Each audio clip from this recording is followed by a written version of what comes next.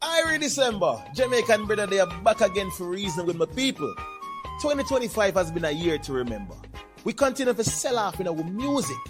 We bring down the debt to less than 70% of gross domestic product.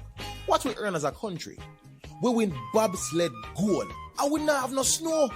And we man and woman them and mash up the place in the car racing scene and other sports. Jamaicans get big up in a foreign because we sell off in the business world, medicine, and other areas. And even if a name no call, you make Jamaica proud by being hardworking, creative, loving your family and community. But we did have some setback and disappointments too. Hurricane Melissa come and try wreck some parts of the country. We lose some of our brother and sister them, and boy, enough we lose some of our belongings.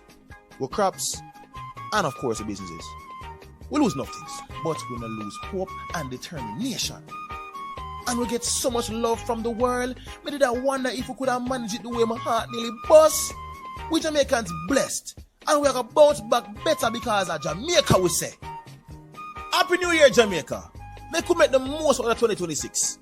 I love, peace, prosperity, and joy, we say. Bless up every time. One love, one heart, one Jamaica.